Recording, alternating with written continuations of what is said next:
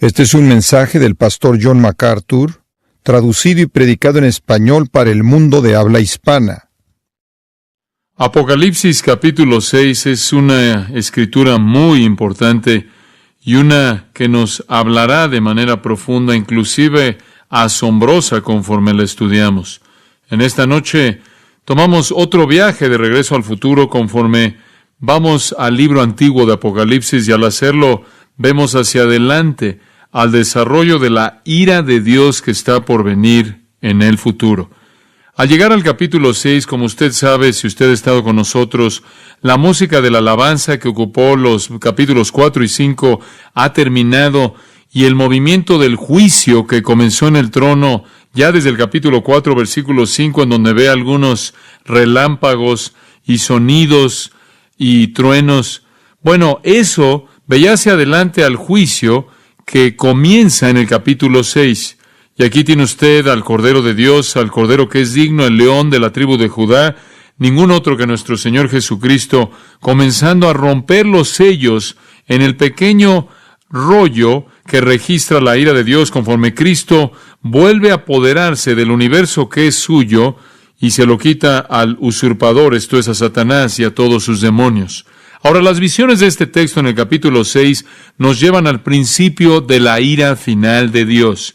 Como ya les hemos explicado, es nuestra convicción que la iglesia es arrebatada antes de que esto suceda, y vemos de hecho que la iglesia está en el cielo, representada por los 24 ancianos que están alabando a Dios y glorificando a Dios y glorificando al Cordero, conforme al Cordero entra a la escena de la historia para derramar estos juicios.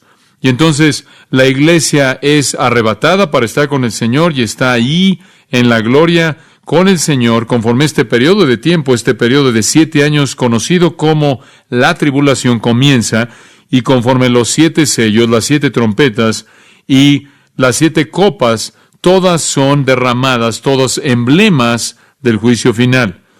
El mundo del hombre enfrenta una muerte inevitable. El pecado está ahogando al mundo de tal manera que termina con el juicio de Dios. Toda dimensión de nuestra cultura, toda dimensión de nuestra sociedad está escalando en esa pendiente, siendo devastado por la depravación más y más, entregándose a la lascivia, al orgullo, a la autosatisfacción, a la inmoralidad y el rechazo de Dios y Cristo y la verdad de las Escrituras. Y de esta manera el hombre está sentenciado. Su mundo entero está sentenciado a la ira divina. El hombre va a beber de la copa de la ira a su plenitud. Como un escritor lo dijo hace algunos años atrás, el polvo de la muerte está en nosotros. Hemos tenido nuestro pequeño momento en el sol y lo hemos echado a perder. La condenación puede estar muy cercana y podemos estar muy cercano a lo último del hombre moribundo. Jeremías el profeta, usted recordará, vio el periodo venidero del juicio de Dios en referencia a Israel y lo que enfrentarían cuando él escribió, porque ese día es grande, no hay otro como él, y es el tiempo de dolor, de problemas para Jacob. Jeremías 30, versículo 7. Los judíos van a enfrentar la inevitabilidad de la ira de Dios, aquellos que han rechazado a su Mesías. Isaías, por otro lado, también vio la ira final, y la vio no tanto desde la perspectiva de los judíos, sino que en el capítulo 34 de Isaías la vio en referencia a los gentiles. En el versículo 1, acercaos, oh naciones, oíd y escuchad, oh pueblos, que la tierra y todo lo que contiene oiga, y el mundo y todo lo que nace de él. Y él está incluyendo a toda la humanidad, porque la indignación del Señor está contra todas las naciones y su ira contra todos sus ejércitos. Él las ha destruido de manera total, Él las ha entregado a la matanza, de tal manera que sus matados serán arrojados, sus cuerpos dan su olor, los montes estarán llenos de su sangre y todo el ejército del cielo se va a desgastar y el cielo se enrollará como un pergamino. Todas sus huestes también se gastan como la hoja se gasta y envejece de la vid, o como uno muere de la higuera, porque mi espada está saciada en el cielo. He aquí descenderá para juicio sobre Edom y sobre el pueblo que he entregado a la destrucción. La espada del Señor está llena de sangre, está saciada de grosura, de la sangre de corderos y de cabras, de la sangre de los riñones de carneros, porque el Señor tiene un sacrificio en Borra y gran matanza en la tierra de Edom. Pasando de lo que sucederá en Edom al mundo más amplio del juicio final, el profeta Isaías ve la condenación definitiva y la destrucción de la humanidad. Y entonces oímos por parte de los profetas de la antigüedad, y no solo en esos pasajes, meramente son emblemáticos, que vendrá un día final de juicio, porque para los judíos será el tiempo de aflicción, de tribulación de Jacob, y para los gentiles será la matanza del mundo. Y entonces, cuando vemos a nuestro mundo, tenemos que reconocer que se dirige a la condenación, al juicio. De hecho, nos sentimos como si pudiéramos oír a veces a un mundo que se está ahogando, los últimos suspiros de agonía, por así decirlo.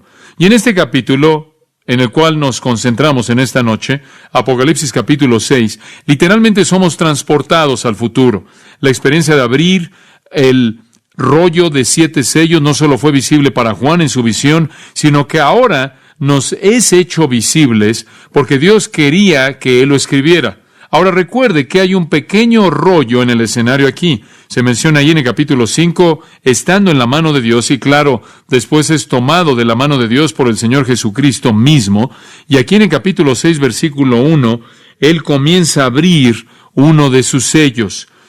Estaba enrollado un poco y sellado en las orillas, enrollado un poco y sellado, y todos estos eran para mantenerlo escondido de que jamás fuera dado a conocer o leído, revelado, hasta que el tiempo apropiado llegara, el cual aquí es revelado a nosotros, y en últimas será de hecho desenrollado. Y conforme se desenrolla, los acontecimientos de la ira de Dios también son desarrollados.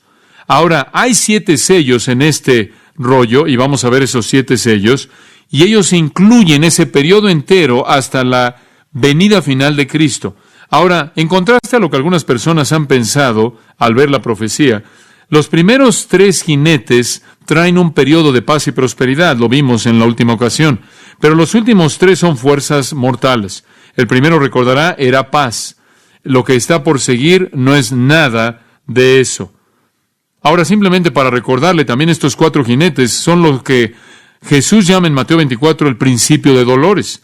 Y en la expectativa de un nacimiento hay dolores de parto. Esos dolores de parto vienen, en cierta manera, no tan frecuentemente, y después se vuelven más frecuentes y más frecuentes y más frecuentes, hasta que el nacimiento final se lleva a cabo. Y lo mismo es el caso de los acontecimientos que van a ocurrir durante este periodo de tiempo. Viene un acontecimiento final, la venida de Cristo para establecer su reino. Ese es el nacimiento que se tiene aquí en mente. Los dolores de parto son esos acontecimientos que son preliminares a eso y comienzan a ser más y más rápido, hasta que llegan al acontecimiento final. Es una analogía muy vívida. Habrá dolor y después más dolor y después más dolor y más dolor, más rápido, hasta el dolor final y definitivo de la venida de Cristo y la destrucción de todos los impíos sobre la faz de la tierra.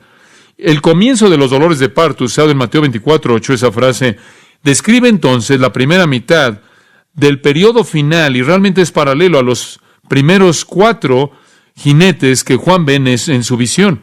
El 5º sello es severo, es una persecución severa y se extiende por todo el mundo, y esa persecución se retrata aquí en el 5º sello, como usted lo ve en el versículo 9.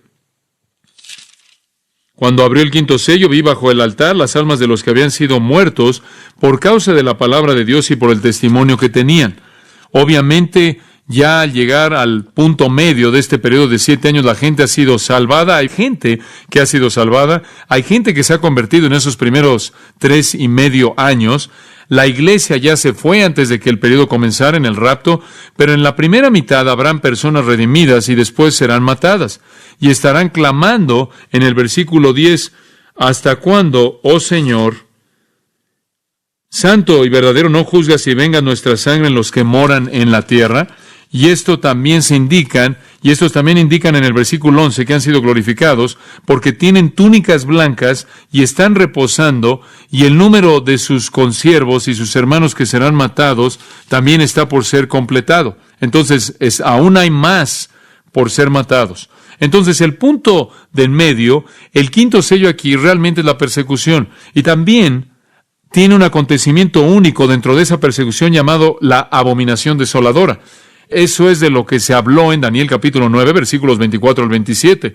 Esto es cuando el anticristo profana el templo en Jerusalén, comienza la persecución de los cristianos, la persecución de los judíos, y se levanta a sí mismo como Dios. Y después tenemos la persecución mundial. Después de eso, en la segunda mitad, lo que Jesús llamó en Mateo 24 la gran tribulación, ese fue el nombre de la segunda mitad. La primera mitad, el comienzo de los dolores de parto; la segunda mitad, la gran tribulación; y en esa segunda mitad la persecución continúa. Después viene el sexto sello, y después el final, la venida del Señor Jesucristo y la matanza de los impíos. La abominación entonces, que se lleva a cabo por parte del anticristo en Jerusalén, de acuerdo con Daniel 9:27, se encuentra en el punto medio a la mitad del periodo de 70 años. Daniel dice que sucede a la mitad de la semana, en algún punto en medio. De hecho, es un periodo de 7 años. Eso detona la gran tribulación. Ese es el interruptor que hace que la humanidad entre a la gran tribulación. Los últimos 3.5 años, 42 meses, 1260 días antes de la venida de Cristo, los 2 sellos finales, las trompetas finales y las copas, los juicios finales de las copas. Entonces, los acontecimientos descritos en el rollo, cuando es desenrollado de manera plena, van a incluir los 7 años completos de la ira de Dios. Y la última parte la podríamos llamar el día del Señor. La furia final, cuando Dios mismo viene en la forma de Cristo e implementa su propio juicio, pero ese día final del Señor es precedido por juicios divinos que estamos viendo abrirse en estos primeros 5 sellos. Ahora, conforme cada sello es abierto, la secuencia del juicio se desarrolla de manera vívida. Recordemos el primer sello, versículos 1 y 2. Vi cuando el Cordero abrió uno de los sellos y oí a uno de los 4 seres vivientes. Usted recordará que los 4 querubines que rodeaban el trono de Dios, los explicamos antes, estas 4 criaturas vivientes, cada una tiene un papel, una función que jugar. El primero, dice aquí, él dijo como con voz de trueno, lo cual, claro, encaja la idea de juicio. Él dice, ven, y él está hablando a un jinete. En el versículo 2, un caballo blanco viene y hay un hombre sentado sobre él, y tiene un arco y una corona les dada, y viene a conquistar, conquistando y para conquistar. Esto, como lo señalamos a detalle, simboliza la paz mundial breve e engañosa. El jinete y el caballo no es un individuo en particular, sino una fuerza de paz. Y va a caracterizar a muchos liberadores falsos, muchos mesías falsos, guiados por el mesías falso definitivo, el anticristo, el falso Cristo definitivo, la herramienta humana suprema de Satanás. Ahora ellos van a ser guiados por falsos cristos y falsos mesías, y Jesús dijo en Mateo 24, muchos de ellos vendrán. Y vendrán a lo largo del periodo entero, pero inicialmente vienen y ofrecen paz mundial. El anticristo ciertamente es un jugador clave. La prosperidad se establece por el mundo entero y el caballo blanco retrata eso. El hecho de que él es blanco indica la majestad conquistando. Inclusive indica pureza y justicia, una pureza falsa y una justicia falsa. Notará que tiene un arco, pero no tiene flecha, lo cual significa que tiene cierta cantidad de autoridad, pero conquista sin llegar a disparar ni una flecha. Es una conquista sin derramamiento de sangre. Una corona le es dada, no la tomó, se le dio, lo cual significa que el mundo corona la paz como rey. Por todo el mundo la paz se vuelve lo más importante. Y le dijimos que eso ciertamente es el ambiente del día, ¿no es cierto? La paz mundial, paz global, y la paz será coronada como rey. Y la paz estará conquistando y vendrá a conquistar aún más una serie de triunfos, llevando a una época dorada de prosperidad, con la promesa de que más prosperidad y más paz está por venir. Todo esto es engañoso, claro, y es engañoso, y es una seguridad falsa. E inclusive vemos en Mateo 24, 4 y 5, Jesús dijo que no dejen que la gente los engañe con esto. Es una paz engañosa que no dura mucho. ¿Por qué? Porque los profetas siempre han dicho, no hay paz para el impío. Los falsos maestros dicen paz, paz, pero no hay paz. Ahora eso nos lleva entonces al segundo sello, siguiendo la paz. y no conocemos el periodo de tiempo exacto, la agenda exacta, pero no va a tardarse mucho, porque en la primera mitad va a tener a estos otros 3 jinetes que entran. Entonces, si solo son 3.5 años, usted puede saber que la paz mundial no va a durar mucho tiempo. Juan todavía está en el cielo cuando usted llega aquí a los versículos 3 y 4, transportado allá al principio de la visión en el capítulo 4, versículo 1, pero las visiones ahora están retratando acontecimientos que suceden en la tierra. El siguiente dolor de parto, que se va a incrementar en intensidad hacia el acontecimiento final de la ira de Dios y la venida de Jesucristo, puede ser entendido claramente si usted tan solo ve los versículos 3 y 4. Cuando abrió el segundo sello, oí el segundo ser viviente que decía, ven y mira. Y salió otro caballo bermejo, y al que lo montaba le fue dado poder de quitar de la tierra la paz, y que se matasen unos a otros, y se le dio una gran espada. Es otra razón por la que sabemos que el primer jinete es paz, porque el segundo quita la paz. En una palabra, el segundo jinete no es paz, el segundo jinete es guerra mundial. Ahora eso no nos debe sorprender, porque en Mateo 24 Jesús dijo, siguiendo el engaño de la paz, capítulo 24, versículos 4 y 5, Él inmediatamente dice, oirán de guerras y rumores de guerras. Y después, en el versículo 7, Él dice, y se levantará nación contra nación y reino contra reino. Ese va a ser el siguiente acontecimiento en el flujo, en la secuencia de precursores que llevan al día final del Señor. Y aquí la historia se vuelve algo feo. Aquí la historia se vuelve fea y se queda así hasta que Cristo establece su reino. Ahora veamos los detalles. Versículo 3. Él abrió el segundo sello. Aquí estamos hablando del Cordero. El Cordero, el león de la tribu de Judá, el heredero legítimo es el que abre el segundo sello, en lo cual, y al hacer esto, Él desenrolla otra sección del rollo que describe los acontecimientos que se están llevando a cabo en esta segunda fase del juicio de Dios que se está desarrollando. Oí al segundo ser viviente, y Juan nunca lee nada. Es como si, conforme usted desenrolla el rollo, lo que está escrito ahí es actuado, se vuelve un drama visible. Y el segundo ser viviente, el segundo querubín dice, ven. Y vemos exactamente el mismo escenario. El ángel que está ahí cerca del trono de Dios, que se nos describe ahí en el capítulo 4, versículos 6 al 9, como uno de los 4 seres vivientes, le habla al siguiente jinete conforme el Señor soberano rompe el sello y el juicio se desarrolla. Hay una respuesta inmediata por parte del jinete, y en el versículo 4 salió otro caballo bermejo. Ahora, no quiero tomar el tiempo en esta noche, pero si quiere usted llevar a cabo un estudio interesante, simplemente vea en su concordancia y rastréelo a lo largo del Antiguo Testamento, y encontrará que, sea que usted le esté leyendo Job 39, Proverbios 21, el Salmo 76, o en Jeremías 6, Isaías 43, Zacarías 9 o Zacarías 10, los caballos están asociados con el triunfo, con majestad, con poder, con fuerza. Inclusive los encontramos más adelante en el libro de Apocalipsis, unos caballos bastante raros. En el capítulo 19, versículo 11, aquí viene el Señor en su segunda venida en un caballo blanco, y después en el versículo 14, los ejércitos que están en el cielo, esto es los creyentes, también están vestidos de lino fino, limpio y resplandeciente, los siguen en caballos blancos. Ahora es cuestionable si esos son caballos literales. Ciertamente son simbólicos de triunfo, son simbólicos de poder y majestad y fuerza. Ahora esta fuerza que viene, notará que es bermejo, esto es rojo, en contraste a blanco. Es rojo como fuego, rojo como sangre, y habla de holocausto, de guerra, la guerra en su forma más devastadora y aterradora. Sabemos que es guerra porque dice que quita la paz de la tierra, los hombres se matan unos a otros y una gran espada le fue dada a él. También sabemos que es guerra porque es un paralelo de lo que Jesús dijo acerca de la guerra y rumores de guerra y naciones levantándose contra nación levantándose contra nación, y después envía como juicio en contra de la paz que vivió por corto tiempo, la paz falsa, una guerra inmediata. Y notará también que dice que salió otro caballo bermejo, y al que lo montaba le fue dado poder de quitar de la tierra la paz. Note, le fue dado. ¿Por quién? Por Dios. Por favor, recuerde esto, porque es un punto muy importante. Todas estas cosas están sucediendo por mandato de Dios.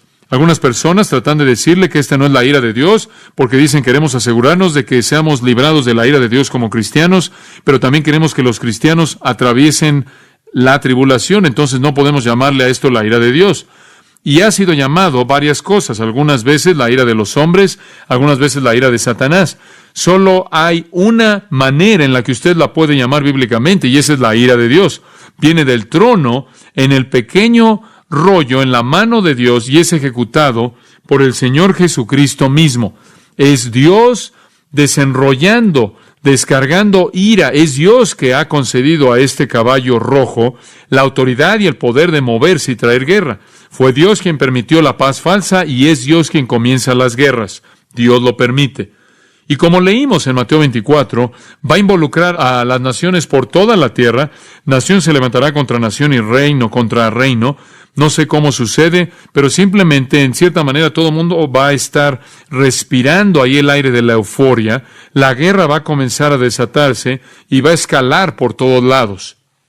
En Marcos capítulo 13 leemos en los versículos 7 y 8, y cuando oigan de guerras y rumores de guerras, no os atemoricéis. Esas cosas deben suceder, pero todavía no es el fin.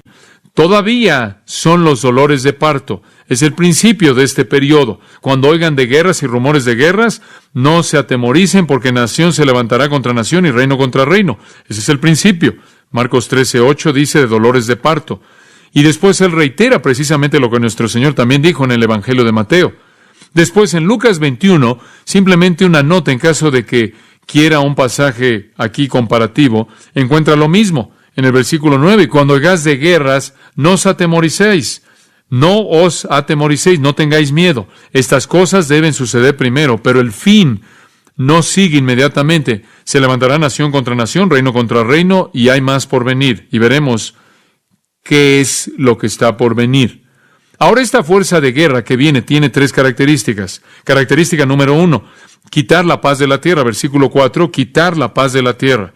En algún punto, al principio de los primeros 3.5 años, en los dolores de parto, al principio, la paz mundial se convierte en guerra. Eso inició la paz. Esa prosperidad engañosa llega a su fin. Y noten, si son tan amables, que dice, para quitar la paz de la tierra. Eso significa que es global. La guerra va a estar por todos lados. La tierra entera va a perder su paz. En segundo lugar, los hombres van a matarse unos a otros. Una matanza violenta comienza a llevarse a cabo por todo el mundo. Y no conocemos los detalles específicos de eso, simplemente exactamente lo que dicen las Escrituras. Va a haber una matanza por todos lados. Por cierto, esta guerra se lleva a cabo prácticamente en el resto de la tribulación. Ciertamente va más allá del punto medio hasta la segunda mitad. La matanza va más allá de esto también. Comienza al principio y se lleva a cabo por mucho tiempo. Y una tercera característica, se le dio una gran espada, una macaira megala. Esta macaira es la palabra que se usa de la espada del soldado, la que se usaba en la batalla. También es usada para el arma de los asesinos. Retrata la guerra y el asesinato y la rebelión y la revuelta y la masacre, una fuerza mortal que involucra matanza y muerte. Esa es la intención de la Magala Macaira, la gran espada. Y esa es la espada que era usada por los soldados y también por los asesinos. No tanto la espada larga y ancha, sino la que era mortal, la que llevaban, la Macaira, la que era más corta, como la daga de los asesinos en la mayoría de los casos, aunque también se puede referir, la palabra también se puede referir a otro tipo de espadas. En este tiempo en particular, fueran cual fueran las cosas positivas que habían estado viviendo aquí en el mundo, llegan a un alto absoluto. Lea Jeremías 25, si tiene tiempo, de los versículos 15 en adelante, y verá algo del desarrollo de esta guerra horrible. Ahora, el anticristo va a ser un jugador clave en esto, como él lo fue en la paz mundial. Él va a tener una función clave como la tuvo en la paz mundial. Sabemos eso a partir de Daniel 8:24. No sabemos exactamente cómo se va a desarrollar en este punto su función, pero sabemos que va a estar involucrado. Daniel 8:24 dice esto acerca del anticristo, que él va a destruir a un grado extraordinario, él va a destruir a hombres poderosos y al pueblo santo. Ahora usted recordará que él es el que dirigió un tratado de paz con Israel, de acuerdo con Daniel, ¿se acuerda? Él hizo un pacto con él hizo un pacto con ellos, probablemente él va a ser el instrumento de paz mundial, pero cuando la guerra comienza por todos lados, para contener su poder y mantener su autoridad, él va a tener que volverse a la guerra. Él mata a muchos, incluyendo a judíos y a cristianos. Él quizás no inicie las guerras, él puede estar intentando resolverlas hacia el punto medio de la tribulación y después lleva a cabo su obra perversa de abominación, y eso es solo parte del holocausto que él produce. Y vea por un momento, si es tan amable, Daniel 11. No quiero entrar sin por lo menos darle un toque del escenario en el cual se mete el anticristo. En Daniel capítulo 11, versículo 36, dice que este anticristo, llamado el rey, que hará lo que él quiere, el rey voluntarioso, el anticristo va a exaltarse y a elevarse por encima de cualquier Dios, de todo Dios. Él se vuelve un dictador mundial. Él habla cosas monstruosas contra el Dios de dioses, Daniel 11:36. Él prosperará hasta que la indignación sea terminada para que aquello que ha sido decretado sea hecho. Dios permite que este hombre profano se vuelva soberano y un dictador que hable contra Dios, que llegue al poder. Él no va a mostrar respeto alguno hacia los dioses de sus padres. Él es alguien profano. Él no muestra consideración hacia el deseo de las mujeres. Ahora eso podrá ser una referencia al deseo de las mujeres, siendo una frase que los judíos solían usar para hablar del Mesías. Esa es una posibilidad. Que no tiene respeto, no le da importancia al verdadero Mesías, al verdadero Cristo. Quizás una mejor posibilidad cuando dice que él no tiene el deseo de las mujeres, indica que es un homosexual. No algo difícil de concebir en nuestro mundo. Él no mostrará consideración alguna para ningún otro Dios y se va a magnificar, se va a elevar a sí mismo sobre todos los hombres. Él va a honrar al Dios de las fortalezas. Este es el Dios de la fuerza, un Dios a quienes sus padres no conocieron. Él honrará con oro, plata, piedras preciosas y tesoros. Él va a ser extremadamente rico para poder financiar sus guerras. Él va a tomar acción contra la más fuerte de las fortalezas con la ayuda de un Dios extraño. Él le va a dar gran honra a aquellos que lo reconocen y va a causar que gobiernen sobre los muchos, y él va a darles tierra por un precio. Él tiene a sus enemigos y sus aliados, y él comienza a pelear aquí y ahí y a ganarse aliados para las guerras, y puede verlo involucrado en un esfuerzo de guerra masivo. Y todo esto está por todo el mundo rodeando a Israel. Inicialmente él supuestamente va a proteger a Israel, y aparentemente protege a Israel cuando todo esto comienza. Hacen un pacto con él y los protege mientras que esta guerra mundial se está desarrollando y escalando, y él está tratando de posicionarse como el dictador mundial y la gran potencia. Y la matanza se está llevando a cabo, y él continúa protegiendo a Israel hasta el punto medio de la tribulación, y después él hace lo que hace al profanar el templo y comienza a moverse para matar a Israel. Sin duda alguna, el anticristo viene en paz. Probablemente resuelve algunos problemas en el Medio Oriente, inclusive problemas mundiales. Él se vuelve el protector de Israel, con quien Israel hace un pacto. Él encabeza el Imperio Romano revivido, probablemente una confederación europea, el Imperio Romano revivido, habiendo ocupado Europa. Él va a venir como un gran líder de Europa. Israel está bajo su sombrilla de protección y bajo la sombrilla de protección de la Confederación Occidental, el poder europeo, la potencia europea, y el anticristo va a gobernar el mundo. Y después el mundo, en todos sus levantamientos, va a ser aplastado. Después, versículo 40 dice, ya en el fin del tiempo, los días postreros. Esto probablemente se lleva a cabo en la segunda mitad, simplemente para mostrarle el rango amplio de sus guerras, o hacia el final de la segunda mitad, el tiempo del fin, probablemente la gran tribulación, la segunda mitad de esos 7 años. El rey del sur va a chocar con él. Ahora, no sabemos quién es el rey del sur, pero si usted va al sur de la tierra de Israel, está en Egipto. Y no sería difícil creer que Egipto va a venir contra el anticristo. Y no será demasiado difícil creer que Egipto va a venir contra él, debido a que él ahora ha establecido su trono ¿en dónde? En Israel, en Jerusalén. Allí es donde él se levanta a sí mismo como Dios para ser adorado por el mundo entero.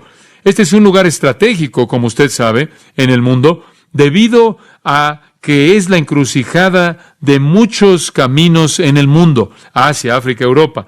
Y él es atacado por el rey del sur. Literalmente el texto hebreo dice, para empujar como cabra, como bajar sus cuernos y venir en ataque. Probablemente el rey del sur no es identificado solo como Egipto, porque es el sur entero.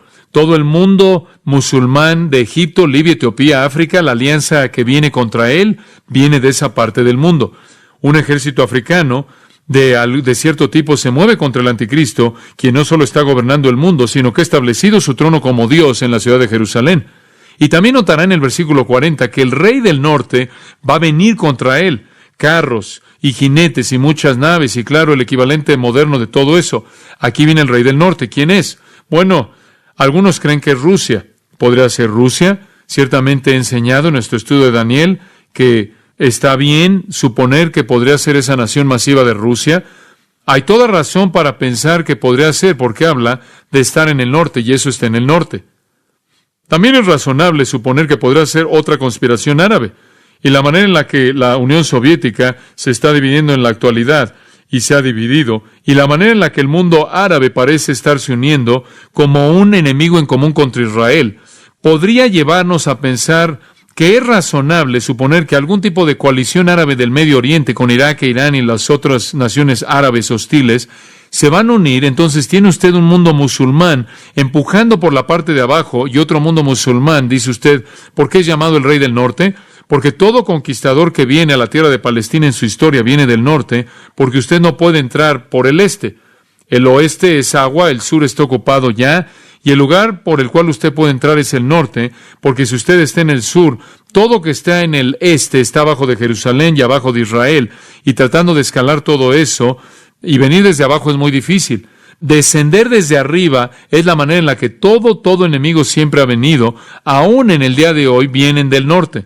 Entonces, sean lo que sean estos ejércitos, aquí está el anticristo, está tratando de controlar la guerra por todos lados, él abomina el templo, él lo establece, y entramos a la segunda mitad, la guerra todavía se está llevando a cabo por todo el globo, y ahora el mundo se está volviendo contra él. El rey del sur viene, el rey del norte viene, él también dice va a entrar a la tierra hermosa, y muchos países van a caer, pero estos van a ser rescatados de su mano, Edom y Moab, y los principales de los hijos de Amón, y después él va a estirar o extender su mano contra los otros países, y la tierra de Egipto no escapará.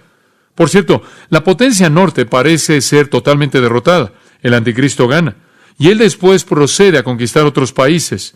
Este es lo que la abundancia, y pasa por en medio de ellos. La tierra hermosa es una referencia a Palestina, Israel. Él conquista todo eso, claro, y todas las otras tierras, versículo 42. Él extiende su mano contra los otros países, la tierra de Egipto no escapará. Entonces, él ha derrotado a los dos reyes, a los dos ejércitos, él entra a la tierra gloriosa de Israel, y quizás este es el lugar donde él lleva a cabo la abominación, realmente no sabemos. Quizás este es el punto de en medio.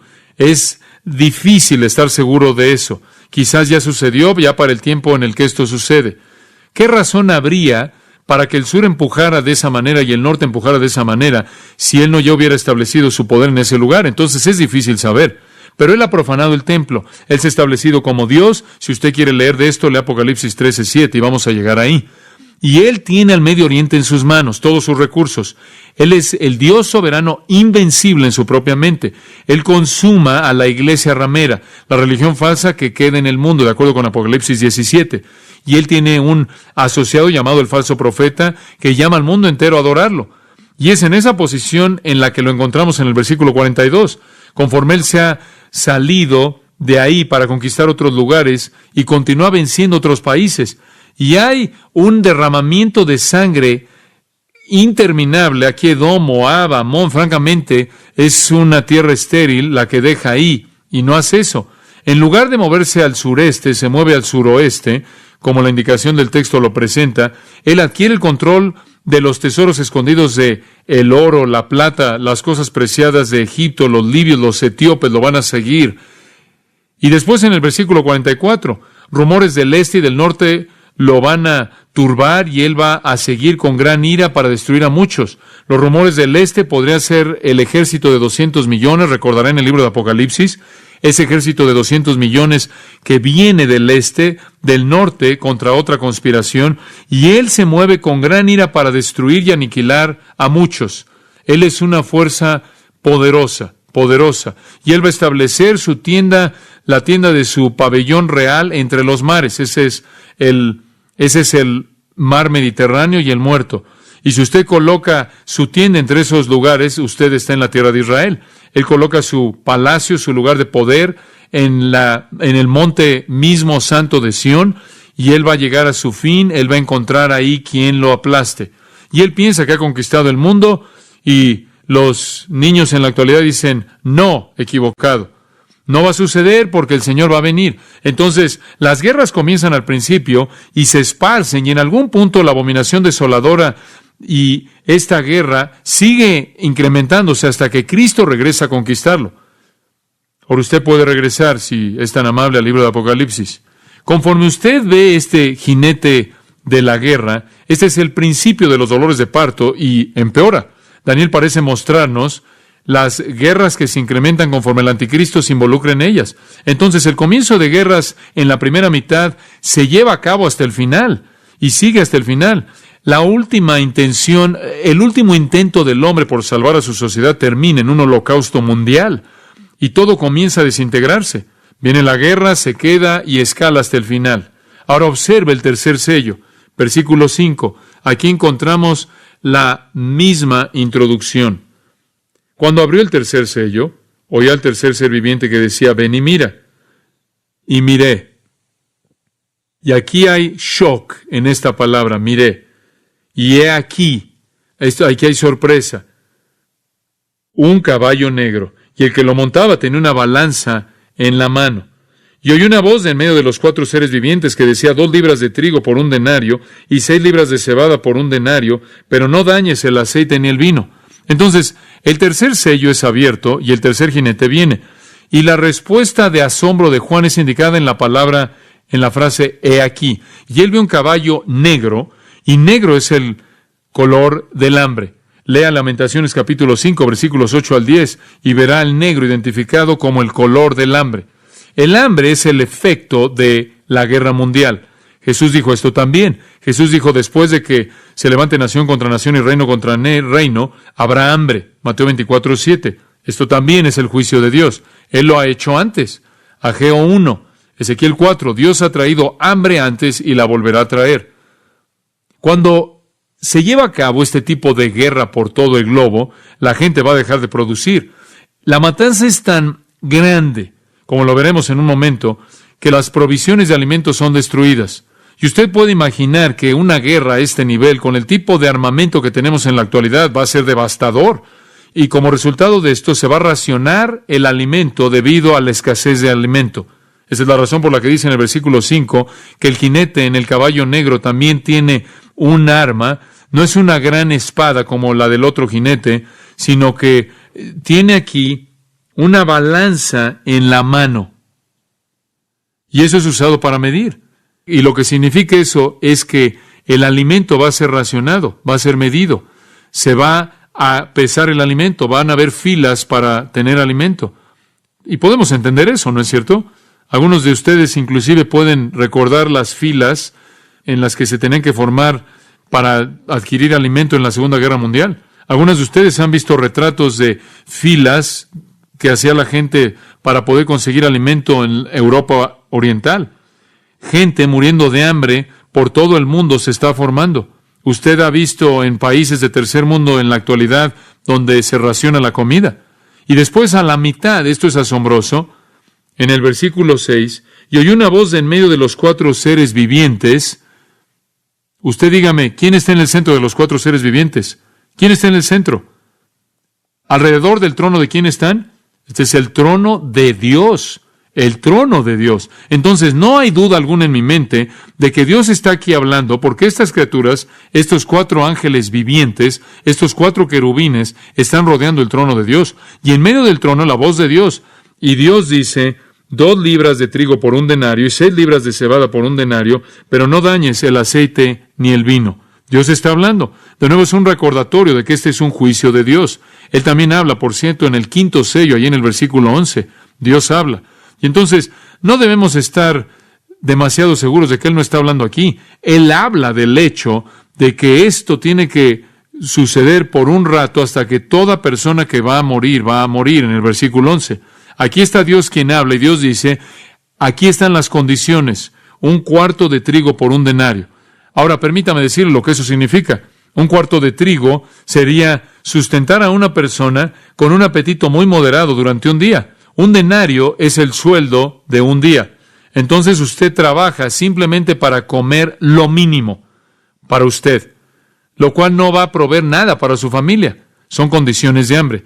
Todo lo que usted trabaja solo va a ser para proveer suficiente alimento para una persona. Y después dice, 6 libras de cebada por 1 denario. Usted podría obtener más alimento para su comida si usted no se quedara por la cebada, si usted no estuviera contento con la cebada, pero la cebada era alimento para animales, alimento para animales.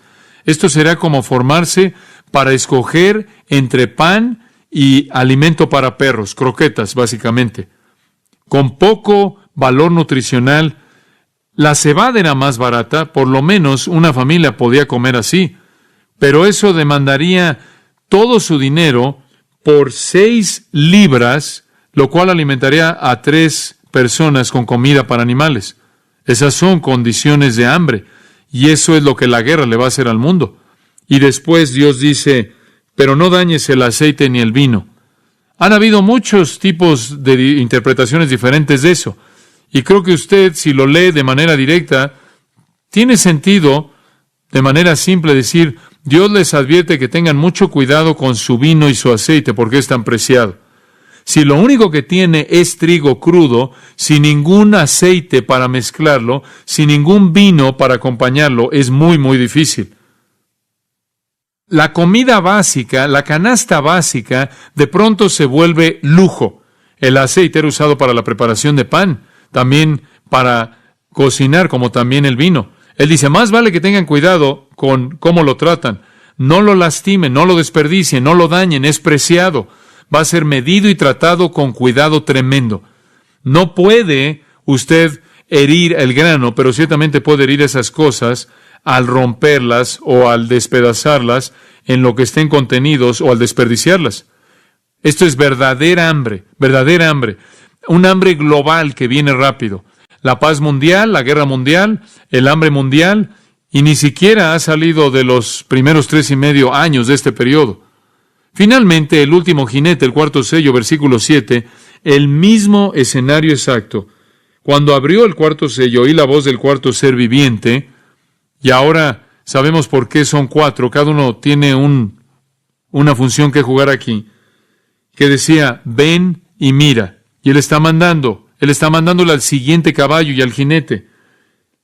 Miré, y he aquí, esto ha sido traducido de varias maneras, un caballo amarillo o pálido. Le puede interesar saber que la palabra griega es cloros, de la cual obtenemos clorofila o cloro, y normalmente se asocia con ¿qué color? Verde, una especie de verde amarillento pálido. De hecho, esa palabra cloros aparece varias veces en el Nuevo Testamento en conexión con la vegetación o el pasto o la hierba, como en Marcos 6:39 y Apocalipsis 8 y Apocalipsis 9. Entonces, él ve este caballo pálido verde. Y el que lo montaba tenía por nombre Muerte, y el Hades le seguía, y le fue dada potestad sobre la 4ª parte de la tierra, para matar con espada, con hambre, con mortandad y con las fieras de la tierra.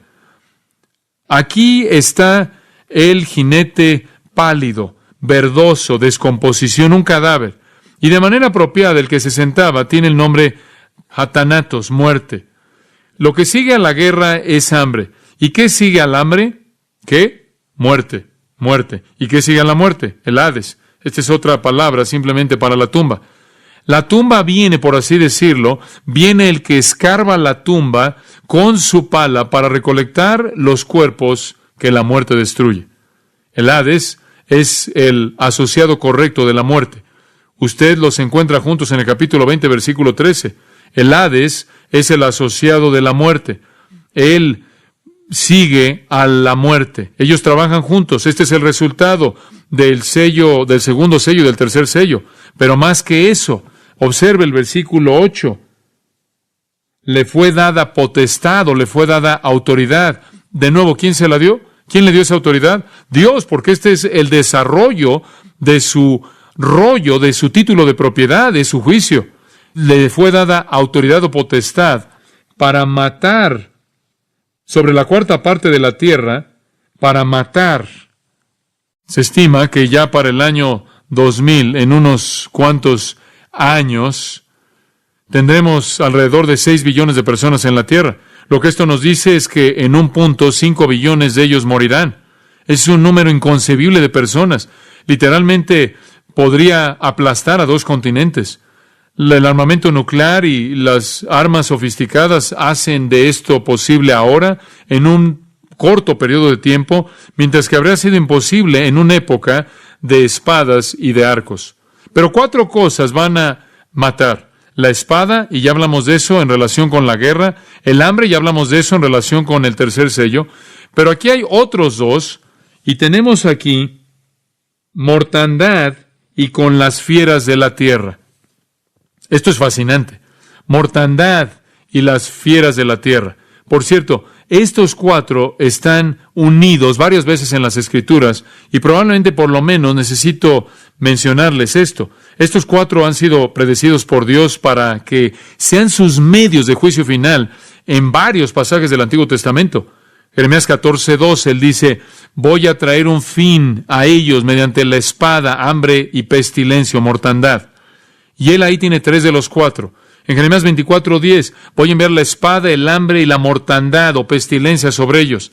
Y de nuevo, en el capítulo 44 de Jeremías, estas cosas van de la mano. Capítulo 44, versículo 13, voy a castigar a los que viven en la tierra de Egipto, así como castigué a Jerusalén con la espada, con hambre y con mortandad o pestilencia.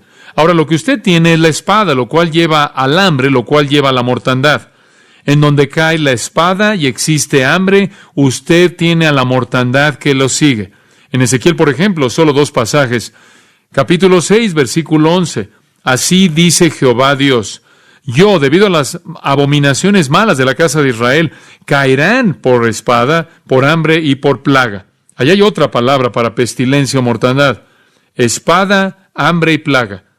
Después en Ezequiel capítulo 14, probablemente el más significativo, comenzando en el versículo 13, Ezequiel 14, escuche esto, hijo de hombre, si un país peca contra mí al cometer infidelidad y extiendo mi mano contra él y destruyo su provisión de pan y le envío hambre y lo quito tanto del hombre como la bestia, aunque estos 3 hombres, Noé, Daniel y Job, estuvieran en medio de ella, por su propia justicia, solo se librarán a sí mismos, dice Jehová Dios. Y si yo fuera a causar que bestias salvajes pasaran por la tierra y la despoblaran y se volviera desolada de tal manera que nadie pasaría por ella debido a las bestias, aunque estos 3 hombres estuvieran en medio de ella, mientras yo vivo, declara el Señor Dios, no podrían librar ni a sus hijos ni a sus hijas. En otras palabras, la presencia de hombres justos, en últimas, no va a detener el juicio. Y si yo fuera a traer espada en ese país, y dijera la espada pasa por el país, y corta a hombre y a bestia de él, aunque estos 3 hombres estuvieran en medio de ella, Noé, Daniel y Job, mientras yo vivo, no podrían librar a los hijos de ellos ni a sus hijas. O si yo envío plaga, y allí están los 4, contra ese país y derramo mi ira en sangre para quitar de ella a hombre y a bestia, aunque estuvieran Noé, Daniel y Job en medio de ella, mientras yo vivo no podrían librarla. Porque así dice el Señor Dios, cuanto más cuando yo envíe mis 4 juicios severos, espada, hambre, bestias salvajes y plaga, para quitar al hombre y a la bestia de ella. En otras palabras, si no puedes soportar cuando una de ellas viene, ¿qué van a hacer cuando los 4 lleguen al mismo tiempo?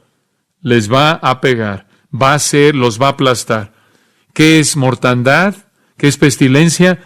De hecho, es la misma palabra griega que se usa para la palabra muerte, thanatos, pero aquí se refiere a la causa de la muerte. Jesús dice que habrá temblores. Siguiendo el hambre, puede haber una palabra que eso incluye el desastre natural. Y creo que eso es correcto. Si usted tiene guerra al nivel que va a estar sucediendo en este tiempo en particular, con el tipo de armas que tenemos en la actualidad, va a haber un cataclismo de temblores creado por las bombas y los misiles y toda esa destrucción devastadora. También podría referirse al tipo de temblores que son el resultado de eso. Podría referirse a desastres naturales que Dios va a liberar, así como inundaciones y terremotos. Podría referirse a armas biológicas, armas químicas, las cuales tenemos en abundancia, que podrían matar a millones de personas. Un cuarto de gas nervioso puede matar a 1 millón de personas. Podría referirse a enfermedades. Escuche, cuando usted tiene una guerra mundial y la devastación que va a llevarse a cabo con esa guerra mundial, seguida de el hambre que va a llevarse a cabo, usted sabe muy bien, igual que yo, que va a haber un problema con la salud, la salubridad, todas esas cosas. Y no sé si usted recuerda esto, pero 20 millones de personas murieron en una epidemia de enfermedad en la Primera Guerra Mundial, porque conforme las naciones estaban en guerra, trajeron diferentes tipos de virus con ellas. 6 millones más murieron de tifoidea en la Primera Guerra Mundial.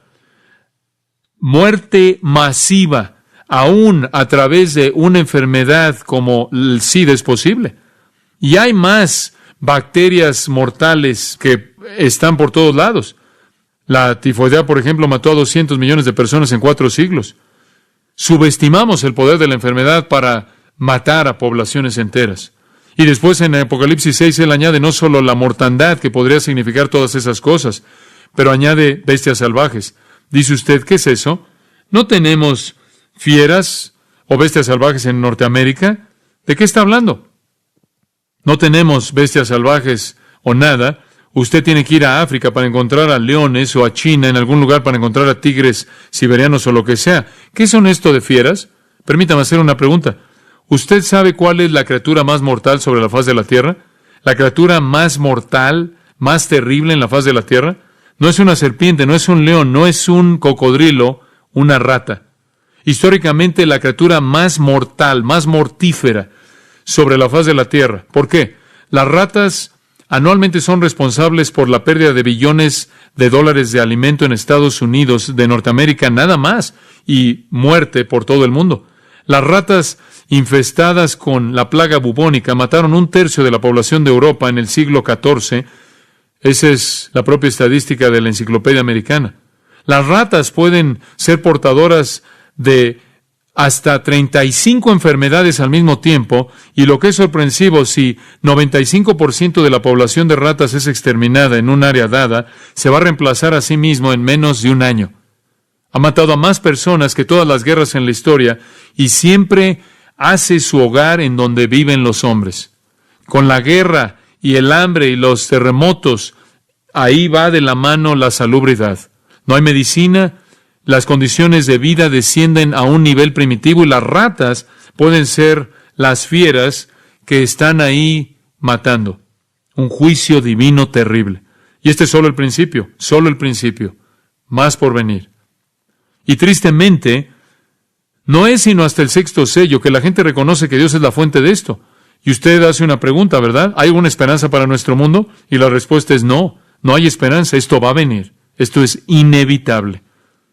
Usted hace otra pregunta, ¿hay alguna esperanza para mí? La respuesta es sí, sí, hay esperanza para usted en Jesucristo. Usted oyó los testimonios en esta noche, ¿no es cierto? Estas personas no solo han sido libradas del alcoholismo, no solo han sido libradas de la falsa doctrina, no solo han sido libradas de sus propios pecados y sus propias iniquidades, sino que han sido libradas de todo esto. Es sorprendente que el escritor de Hebreos dijo, ¿cómo escaparemos si descuidamos una salvación tan grande? Y la respuesta es no, no escaparemos. Pero Jesús ha provisto una manera, un camino para escapar. Padre, gracias por el regalo de Cristo y su provisión. Cosas aterradoras, cosas terribles le esperan al mundo. Y tú las has presentado aquí, pero no lo reconocen. Aquí es a donde van y no sabemos cuánto tiempo va a pasar antes de que comience. Pero Señor, te damos gracias porque nos has librado de tu ira terrible, del día del Señor, del día del juicio terrible. Nos has librado a través de Cristo. Te damos gracias por la salvación que Él provee, que nos salva de la ira venidera, incluyendo ese infierno eterno, ese juicio eterno. Que nadie aquí sea tan necio como para descuidar una salvación tan grande, porque solo en Cristo podemos escapar. Te damos gracias porque algún día Jesús va a venir y va a congregar a los suyos a sí mismo y a su presencia antes de este terrible, terrible capítulo final de la historia humana antes de que se lleve a cabo. Te damos gracias porque en Cristo podemos vivir en esperanza y no en temor. Y queremos estar en esa escena en el cielo y estar cantando, digno es el Cordero que fue inmolado, de redimir, y ser parte de los benditos y no de los malditos. Y te damos gracias porque esto es provisto en Cristo a través de su muerte y su resurrección, porque Él se entregó a sí mismo por nuestros pecados. Mientras sus cabezas están inclinadas al cerrar, en tan solo un momento, quiero convertir esa oración a nivel personal en su corazón. ¿Conoce usted a Cristo? Si el Señor Jesús fuera a venir y llevarse a su iglesia, ¿sería usted o se quedaría para ser arrastrado en esta trampa de paz que finalmente lo va a llevar a un juicio insoportable y devastador? Si usted conoce a Cristo, usted es de Él. Usted dice, ¿cómo puedo hacer eso? Cree en su corazón que Él murió y resucitó por usted y confiéselo como su Señor. Pídale que lo salve de su pecado y de juicio. Dios en carne humana, ese es Cristo, vino al mundo para morir en su lugar, para llevar la maldición para que usted nunca pueda sentir la maldición de Dios. Necesita venir en arrepentimiento y fe. Padre, oramos porque todo corazón se vuelva hacia Cristo y te alabamos y te damos gracias porque has provisto un escape. No solo un escape, sino que has provisto un cielo glorioso en el cual moraremos contigo para siempre. Te damos gracias en el nombre del Salvador. Amén.